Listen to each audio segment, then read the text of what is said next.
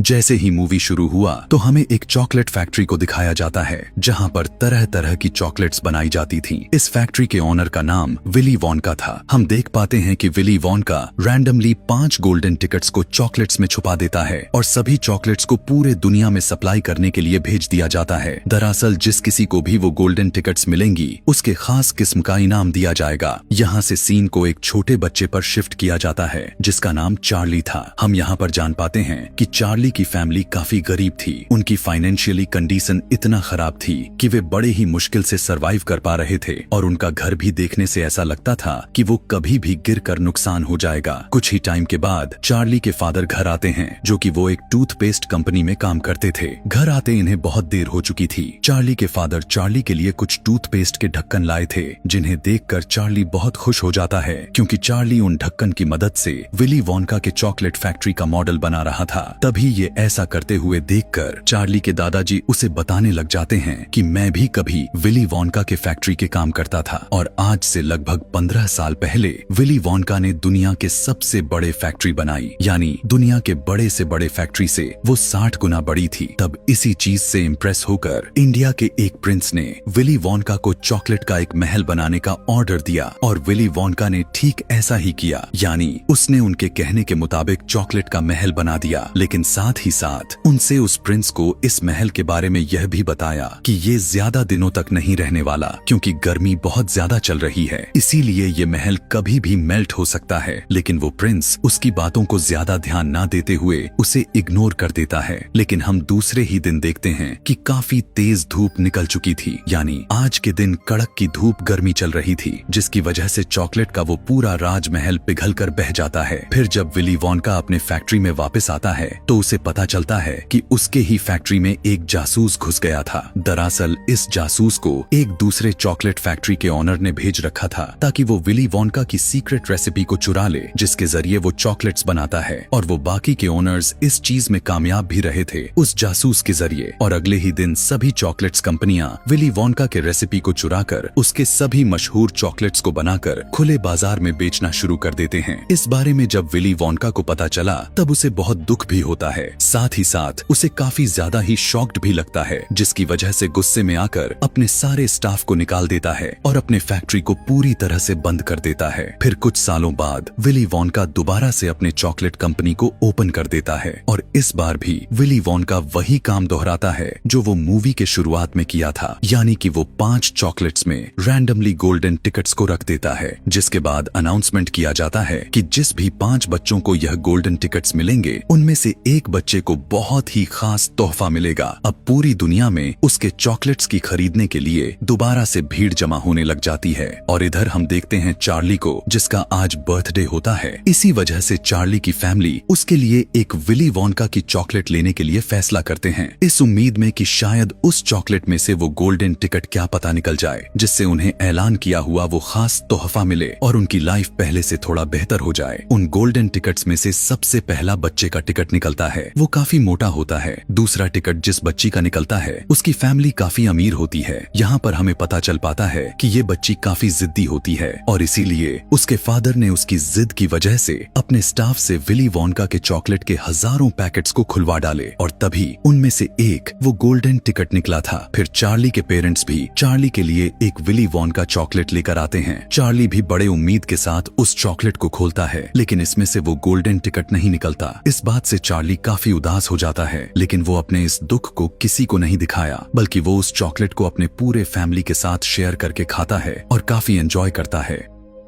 तीसरी golden ticket एक ऐसी बच्ची के निकलता है जो कि वो अपने स्कूल की चैंपियन थी, साथ ही साथ उसने एक वर्ल्ड रिकॉर्ड भी बना रखा था। चौथा गोल्डन टिकट एक ऐसे बच्चे का होता है जो ये वैसे तो काफी बदतमीज था लेकिन वो समझदार भी था क्योंकि उसने अपने कैलकुलेशन से ही पता लगवा लिया था कि वो गोल्डन टिकट आखिर किस पैकेट में निकलने वाला है। अब क्योंकि यहाँ इस बच्चे को चॉकलेट तो बिल्कुल भी पसंद नहीं थी इसीलिए उसने अभी विली वोनका की कोई भी चॉकलेट को नहीं खाई हुई थी। उधर हम देखते हैं कि पूरी दुनिया में चॉकलेट की सेल बढ़ने की वजह से टूथपेस्ट की डिमांड भी बढ़ना शुरू हो चुकी थी, जिसकी वजह से उस कंपनी में काम करने वाले जितने भी एम्प्लॉयर्स थे उन सबको जॉब से निकाल दिया जाता है ताकि उनकी जगह रोबोट्स को लाया जा सके। अब क्योंकि चार्ली के घर में कमाने वाले सिर्फ उसके फादर ही थे जो पूरे घर को देख रहे थे, तो आज उनका ये एक बचा हुआ जरिया भी खत्म हो जाता है और अब उनका घर चलाने वाला कोई भी नहीं था। लेकिन चार्ली के फादर ये बात अपने घर में किसी से भी शेयर नहीं करते। फिर चार्ली के दादाजी चार्ली को कुछ पैसे देते हैं जो कि उन्होंने अपने पास जोड़ कर रखे हुए थे और वो चार्ली को फिर से विली वोंका की चॉकलेट को लाने के लिए कहते हैं, इस उम्मीद में कि शायद उनकी इस बार अच्छी किस्मत हो और वो गोल्डन टिकट निकल जाए। और तब चार्ली ऐसा ही करता है और वो फिर से वही चॉकलेट को लेकर आता है और वो यहाँ बहुत ही उम्मीद के साथ उस चॉकलेट के पैकेट को खोलते हैं, लेकिन इस बार भी उसमें से वो गोल्डन टिकट नहीं निकलता। यह देखकर चार्ली उदास होकर घर से बाहर आ जाता है कि तभी एक घर के बाहर से उसे 10 का एक नोट मिलता है और उन्हीं पैसों से चार्ली फिर से वही चॉकलेट को खरीदता है। और अब वो जैसे ही उस पैकेट को खोलता है तो उसे अपने आंखों पर विश्वास ही नहीं हो रहा था, क्योंकि अब की बार तो उसका गोल्डन टिकट निकल गया था। चार्ली के आसपास खड़े सारे लोग उस गोल्डन टिकट को देखने लग जाते हैं और उसे खरीदने के लिए वो चार्ली को बहुत सारे पैसे देने का ऑफर करते हैं, लेकिन शॉप का ऑनर चार्ली के भलाई के लिए उसे अपने शॉप से जाने के लिए कहता है ताकि चार्ली से कोई उसके टिकट को छीन ना ले। बिना देरी किए वो अपने घर आ जाता है और वो बहुत ही खुशी के साथ उस गोल्डन टिकट को अपने फैमिली को दिखाता है। और जैसे ही वो गोल्डन टिकट को चार्ली के दादाजी देखते हैं तो खुद को रोक नहीं पाते, इसीलिए वो फौरन से उठकर डांस करने लग जाते हैं। फिर वो इस गोल्डन टिकट को अपने बेटे को देते हैं और कहते हैं कि बेटा मुझे पढ़कर तो सुनाओ, आखिर इस पर क्या लिखा है। तब उसका बेटा उस टिकट को पढ़कर सुनाता है। उस पर लिखा हुआ था कि उस बच्चे के साथ उसके फैमिली का कोई एक बड़ा आ सकता है और जब उसे ये लोग अपना इनाम लेने के लिए जाएंगे तो इन्हें चॉकलेट का एक ट्रक देकर भेजा जाएगा, यानी कि वो इतनी ज्यादा चॉकलेट होगी कि अगर इंसान उसे खाता भी रहे तो फिर भी उसके लाइफ में वो चॉकलेट खत्म नहीं होगा। और 5 में से एक बच्चे को एक खास तरह का तोहफा भी दिया जाएगा, यानी कि ऐसा तोहफा जो उसने कभी भी नहीं सोचा होगा। चार्ली के दादाजी कहते हैं कि मैं चार्ली के साथ जाऊंगा, क्योंकि वो चार्ली के साथ जाने के लिए काफी एक्साइटेड। यहाँ पर चार्ली अपने फैमिली को बताता है कि मुझे एक औरत ने इस टिकट के बदले में बहुत सारे पैसों की ऑफर की हुई थी और वो पैसे लेने के बाद हमारी लाइफ बिल्कुल पूरी तरह से चेंज हो जाएंगे। उसकी ऐसी बात सुनकर चार्ली के दादा जो उसे अपने पास बुलाते हैं और उसे समझाते हुए कहते हैं कि देखो बेटा, पैसा तो सभी के पास होता है, लेकिन ये जो गोल्डन टिकट है ये हमारे लिए बहुत ही अनमोल है, जो इस पूरे दुनिया के सिर्फ 5 खुश नसीब लोगों के पास है, जिसमें से तुम भी उनमें से एक हो। यह सुनने के बाद चार्ली मान जाता है। अब अगले दिन 5 बच्चे अपने अपने फैमिली मेंबर के साथ चॉकलेट फैक्ट्री के बाहर पहुंच जाते हैं। उन्हें देखने के लिए वहां पर बहुत सारे लोग भी पहुंचे हुए थे। जैसे ही गेट को खोला जाता है और अंदर से आवाज आती है, आपका बहुत बहुत वेलकम है, प्लीज अंदर आ जाएं। यह सुनने के बाद वो सारे के सारे अंदर चले जाते हैं। जैसे ही वे सभी अंदर प्रवेश करते हैं तो दरवाजा बंद कर दिया जाता है।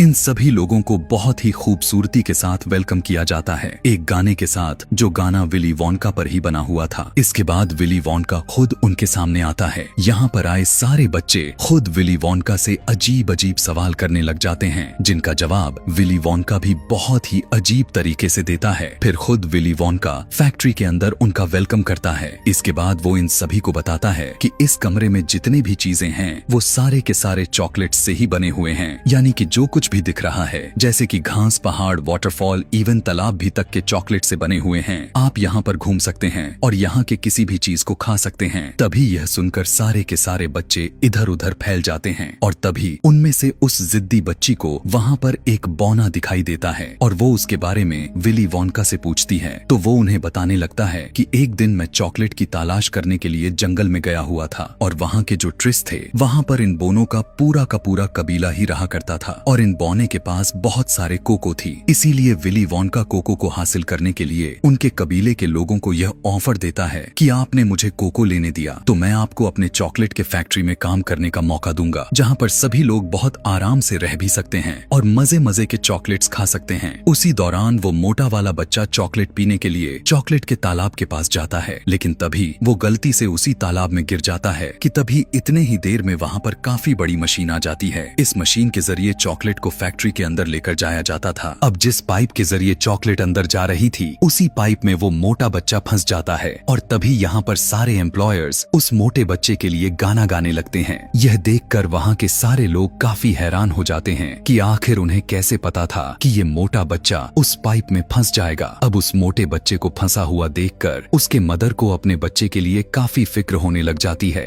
तब विली वोंका अपने एम्प्लॉयर्स को बताता है कि इस बच्चे की मदर फैक्ट्री के अंदर जाना चाह रही हैं, तो तुम उन्हें वहां लेकर जाओ। इसीलिए उस मोटे बच्चे की मदर वहां पर चली जाती है और बाकी लोग विली वोंका के साथ आगे के टूर पर चले जाते हैं। आगे जाने पर उन्हें चॉकलेट की नदी में एक बोट दिखाई देती है, जो कि वो भी चॉकलेट का ही था। जिसके बाद वो सभी उस बोट में बैठकर अपने आगे का सफर तय करते हैं। इसी दौरान विली वोंका उस नदी से चॉकलेट को निकालकर चार्ली को टेस्ट करने के लिए देता है और तब चार्ली चॉकलेट को टेस्ट करते हुए विली वोंका से पूछता है कि आपने अपने जिंदगी की पहली चॉकलेट कब खाई थी। और तब विली वोंका इस बात को बताते हुए अपने फ्लैशबैक में चला जाता है। वो बताता है कि मेरे फादर पूरे शहर के सबसे बड़े डेंटिस्ट थे और वो हर हैलोवीन पर मेरे लिए बहुत सारे चॉकलेट्स लाया करते थे। फादर मेरे दांतों पर ब्रेसेस लगा कर रखते थे ताकि चॉकलेट खाने की वजह से मेरे दांत खराब ना हो। मेरे फादर मेरे सारे के सारे चॉकलेट्स को आग में फेंक दिया करते थे। इसके बाद हम दोबारा से प्रेजेंट टाइम में वापस आ जाते हैं। उन सभी के इस जर्नी में बहुत सारे रूम्स आते हैं, जिसके बाद अब वो फाइनली विली वोंका के फेवरेट रूम में पहुंच जाते हैं। दरअसल ये एक इन्वेंटिंग रूम था। यहाँ पर एक नई तरह की बबल गम को बनाया जा रहा था। फिर विली वोंका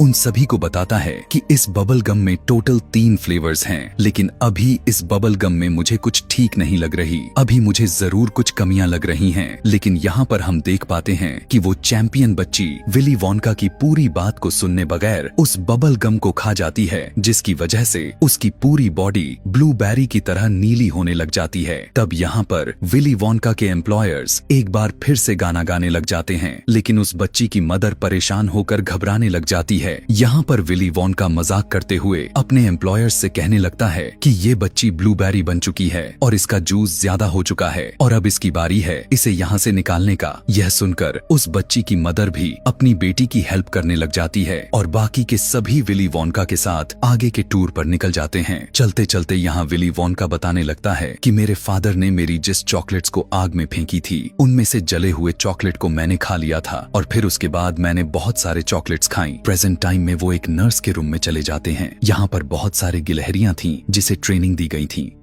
वो अच्छे अच्छे नट्स को चुनकर और खराब नट्स को रिजेक्ट करके उन्हें फेंक दिया करती थी। तब यह देखकर वो जिद्दी बच्ची अपने फादर से कहने लगती है, डैड प्लीज मुझे एक गिलहरी लेनी है, मुझे वो ले दीजिए ना। जिसकी बात को सुनकर विली वोंका उसे कहता है कि तुम उसे नहीं ले सकती, क्योंकि हम यहाँ पर इस गिलहरियों को बेचते नहीं हैं। लेकिन वो जिद्दी लड़की अपने हरकतों से बाज नहीं आती। वो एक गिलहरी को पकड़ने के लिए उनके बीच में चली जाती है, लेकिन उसकी ऐसी हरकत उन गिलहरियों को जरा सा भी पसंद नहीं आता। इसीलिए वो सारे के सारे गिलहरियां उस बच्ची पर चढ़ने लग जाती हैं, क्योंकि वो उसे भी एक नट ही समझ रही थी और वो गिलहरियां उसे चेक कर रही थीं कि क्या यह एक अच्छा नट है। लेकिन वो बच्ची उन गिलहरियों को पसंद नहीं आती, इसीलिए वो उसे खराब नट समझकर डस्टबिन में फेंक देती हैं और तब उसे बचाने के लिए उसका फादर भी चले जाते हैं। और यहाँ पर अब तीसरी बार विली वोंका के एम्प्लॉयर्स गाना गाने लग जाते हैं कि वो बच्ची अपने फादर की वजह से ही जिद्दी हुई है, क्योंकि उसके फादर हर उसकी अच्छी बुरी बातों पर माना करते थे। और तभी उसके फादर को भी एक गिलहरी वहीं फेंक देती है, यानी जहाँ पर उनकी बेटी गई थी।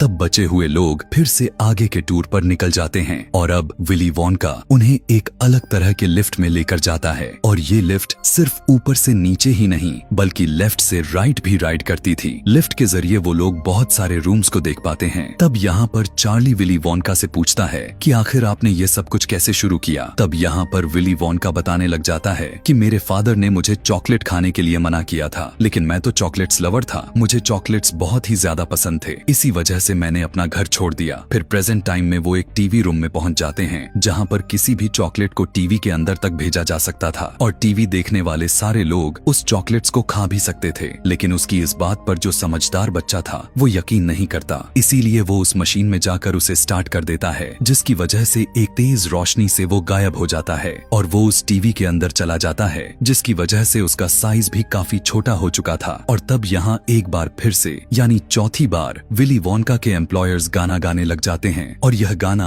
उसी समझदार बच्चे पर बनाया गया था। फिर उस बच्चे के फादर उसे टीवी से बाहर निकालते हैं, लेकिन उस बच्चे के साइज अभी भी छोटा ही था। इसीलिए उसके फादर विली वोनका से पूछने लगते हैं कि आखिर अब मैं क्या करूं, ये बड़ा कैसे होगा। तब विली वोनका अपने एम्प्लॉयर्स से कहता है कि इन्हें फौरन स्ट्रेच रूम में लेकर जाओ, यानी जहां इसे खींचकर बड़ा कर दिया जाएगा। इधर यहाँ पर विली वोनका देखता है कि अब सिर्फ चार्ली ही जो है जो अब बच चुका है और चारों बच्चे अपनी अपनी बेवकूफियों की वजह से जा चुके हैं, यानी अब चार्ली ही है जो वो अब विनर बन चुका है और उस इनाम का हकदार है। फिर विली वोनका उन्हें एक बार फिर से एक लिफ्ट में लेकर जाता है, जिसके बाद वो एक अप एंड डाउन बटन को प्रेस करता है, जिससे वो लिफ्ट फैक्ट्री से निकलकर सीधा काफी ऊपर चली जाती है, जहां पर वो देखते हैं कि वे चारों बच्चे काफी बुरी हालत में वापस जा रहे थे। फिर चार्ली इन सब के बारे में विली वोनका से पूछता है। उसकी उस बात को क्लियर करने के लिए लिफ्ट के साथ ही चार्ली के घर जाता है। वो चार्ली के घर की छत को तोड़ते हुए उसके घर में चला जाता है। यहाँ चार्ली के पेरेंट्स चार्ली की देखकर बहुत खुश हो जाते हैं। यहाँ पर विली वोनका चार्ली से कहता है कि मैं अब अपनी फैक्ट्री को तुम्हारे नाम करना चाहता हूँ, क्योंकि अब मैं बूढ़ा होता जा रहा हूँ। मेरा एक बाल सफेद हो चुका है और बाकी भी होने वाले हैं, जिसकी वजह से मैं बूढ़ा हो जाऊंगा। इसीलिए विली वोनका चार्ली को अपने साथ चलने के लिए कहता है, लेकिन चार्ली विली वोनका के इस ऑफर को ठुकरा देता है और कहता है कि मेरी फैमिली मेरी सबसे प्यारी फैमिली है, मैं दुनिया के किसी भी चीज के लिए अपनी फैमिली को नहीं छोड़ूंगा। उसकी इस बात को सुनकर विली वोनका बहुत ही ज्यादा अपसेट हो गया और वो वहाँ से चला जाता है। इसके बाद चार्ली के फादर को फिर से टूथपेस्ट कंपनी में दोबारा से जॉब मिल जाती है और अब यहाँ पर चार्ली की फैमिली पहले से काफी बेटर हो जाती है। उधर हम विली वोनका को देखते हैं जो कि काफी परेशान हो चुका था कि तभी उसे एक आइडिया आता है,